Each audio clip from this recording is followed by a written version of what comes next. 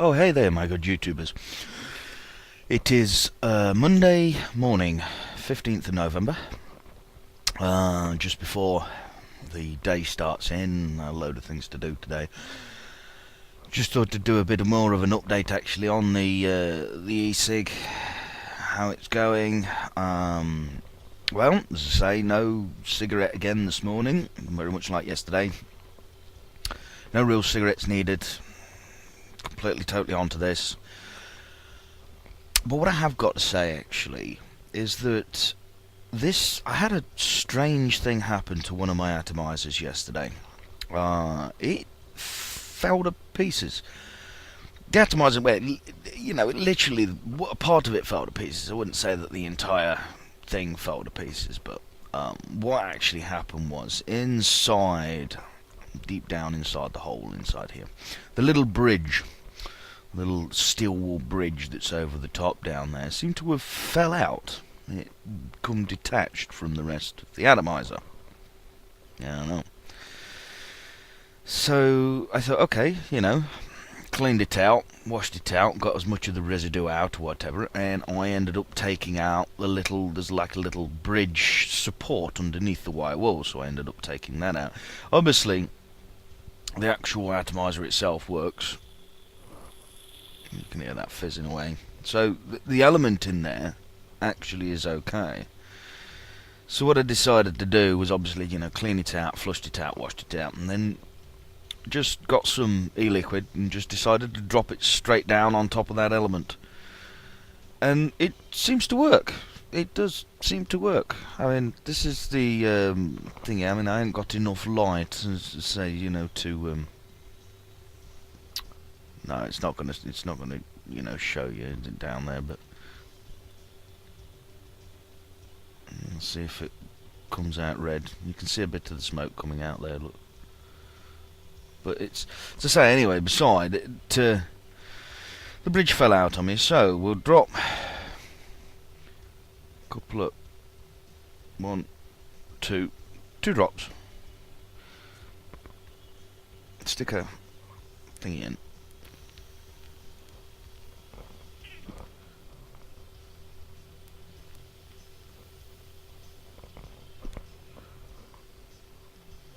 So with the failure of the bridge, the little wire wool bridge of the atomizer, it didn't kill the atomizer completely.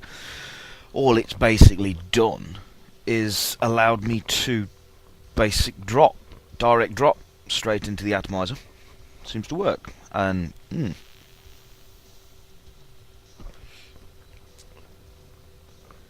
seems to produce good atomization. The problem I've found with it is, as I say, it can get a little too hot, and obviously do a little too much liquid. And I think, if I remember rightly, I read somewhere, don't count me on this, maybe there's a chemist out there who can, shed some light on this subject, but when glycerine is heated up to temperatures 300 degrees Celsius plus, I read somewhere that it produces toxic fumes or something or other. I'm not too sure on that. If there's any chemist out there that knows about that, whether that's the case or not, let us know. Let us know. Post a comment or whatever. I'm sure it'll help a lot of smokers out, because a lot of people are using the 6-volt high oil, high voltage, atomization. And I'm not too certain, because obviously that will get the e-liquid a lot hotter. You get it very hot, in fact. So you're closing towards that 300 degrees Celsius, and I'm not sure whether propylene glycol or glycerine starts giving off toxic fumes at that point. I know it's to say it becomes combustible at high temperatures and so on, so very much like oil does. Becomes unstable at high temperatures. So it's a point to look into. It's a point to research. So if anybody who's got a little bit more knowledge, particularly in the in that pharmaceutical side of things, then let us know. Seriously, I think it will help out a tremendously large amount of e-cig smokers with the knowledge like that. So yeah, So if you know anything about that. But anyway, this was the failure of my atomizer, which is actually still working as a direct drip device. And it's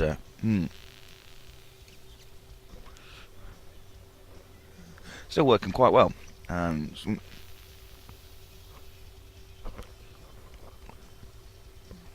I've been vaping on this since I've got up, so this is the morning cigarette, and it's certainly, what's good about direct dripping is the fact that you've got a great hit straight from the morning. You've got a great pleasure. It's sort of fulfilling that cigarette pleasure at the back of your throat and in your lungs, and the flavour and everything. It's really doing it in that morning. So definitely a direct dripping device. I wouldn't necessarily advise you to go out and start ripping out the bridge and whatever of your atomizers just to make a direct drip device, but if the bridge does fall out or whatever, then you can continue doing that and use it as a direct drip device. So yeah, it seems all good. Don't think there's much else actually that's in development at the moment, or anything else that's happened on the E-Cig really. I opened a new flavour yesterday, which was the Decadent Vapors Black Cherry. Again, PG based. They're all PG based, all the ones that I've got. I all use the PG, proven. The PEG, the polyethylene glycol, doesn't seem like it's anything unsafe about it, but as I say, it's that new at the moment, and I'm not too certain about it. It's difficult to find too much information about the polyethylene glycol, sort of test results, how it behaves at high temperatures, things like that. There's no official chemists' MSDS sheets or whatever. I mean, there's a few PEGs that say they're toxic because they've had additional compounds added to them. So you've got like PEG and then something else at the end, which is it's got another material to it, so it's a polyethylene glycol mixed with something else. Those do have MSDS sheets which indicate that they're toxic because they've got other additional elements to them. But propylethylene glycol on its own, without any other additional adjuncts or whatever you want to call them to polyethylene glycol, doesn't seem to be a problem. But nevertheless, as I say, I mean, PG is the proven glycol that's used in the e-liquid, so I'm sticking with that for the moment, as well as obviously glycerine for a better bump for smoke, really. But not that it needs it, because these decadent vapors seem to be producing quite a lot. I mean, some people have said that they're not, and they're not getting much, vapor. They're getting the full throat hit and everything, plenty of vapor before they breathe in, but then when they're breathing out, they're not actually breathing out any vapor, which confuses me, because I mean, I've gone through 5 different bottles of the decadent vapors. I've tried the rhubarb, the cinnamon, the coconut, the black cherry, and the chocolate, and they've all produced vapor, some more than others, of course. The rhubarb was a crazy one. This rhubarb one, as you can see, I've smoked quite a bit of it. But this one was crazy one. This produced quite a bit of vapor. The cinnamon, not that great, not the best of vapors, but mild and good flavoured. The coconut, quite good. I like the coconut quite a lot. And now the black cherry, very rich black cherry type of flavour. It's got great aroma to it. As I say, I put this into my atomizer yesterday, dropped a couple of drops straight down on the direct drop unit, took it in, breathed it out, and my mate who was with me, he smelt it, and he's going, whoa, that smells like Ribena. So from a non-vapor, non-smoker, he smelt it as Ribena. So yes, and being as it's black cherry, I suppose, it's, black currant, black cherry, it's a sort of similar thing. So yes, Ribenery, and it definitely has got a Ribenery textured flavour to it. So there's my e-cigarette experiences again for Monday the 15th. Failed atomizer, which isn't failed, it's turned into a direct drip device, which is actually working quite well. have to excuse me, it's the morning. Need a bit of vapour to try and fill the nicotine gap, as one would put it.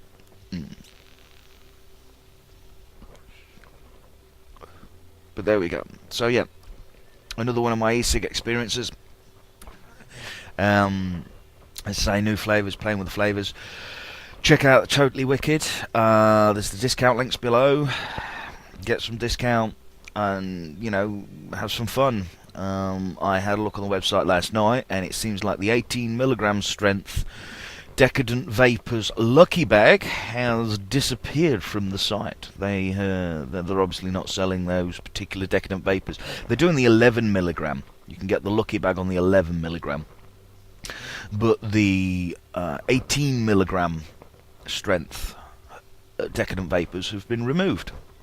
Bit of a bugger really, because I like the 18mg. That obviously, as I say, then you can mix them and, you know, add different flavours to each other and mix them down. Put a bit of platinum ice with them if you need to lift the, you know, the milligram strength back up to 18 if you mix it with glycerine or anything like that. But all in all, the 18mg are the ones that I tend to always seem to go for. They've got a great balance, good straight down the middle sort of hit. I've mixed up and tried some of the 24mg, and the 24mg nicotine certainly does give you a good hit, but it's certainly, you only want to take 1 or 2 vapes on that and sort of put it down and not, you know, sort of vape anymore for a good, you know, 10-20 minutes, you know, whatever, because that's I find that you know, that is a bit strong, and it, you know, it can get a little too much. So, but it's good to have a 24mg in your kit, nevertheless. But all in all, I think the 18mg is pretty much the standard, you know, middle of the road in a way, sort of strength. And it's the one that I'm using a lot anyway. It seems to be working for me. I even use smaller ones or whatever. If I'm finding a flavour that I'm vaping a lot of, I tend to milden it down so I don't get as much nicotine, so I can just enjoy the flavours rather than, you know, get nicotine. It's just vaping for flavour then. And if you're vaping for flavour, just remember you have got nicotine in there, so dilute it down to, you know, to get that out. And, you know, maybe bump the flavours back up. I don't know what the Decadent Vapor flavours really are. They say they've actually seemed to have disappeared off the site as well. I can't seem to find those. They'll probably come back. I think it's because they've got the discounts on at the moment and whatever, but still, anything that isn't on the discounts, to say you've got 7.5% discount, use the coupon code below the video. But I think that's all for today. I shall see you later, and have a great day. It's Monday morning again, so yeah, we all know what Monday mornings are like. So hey, anyway, see you later, my good YouTubers. Thanks for watching. Bye bye.